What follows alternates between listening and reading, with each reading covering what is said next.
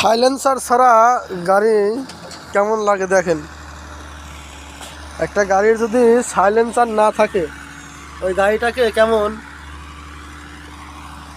জামা কাপড় নাই এরকম মনে হচ্ছে।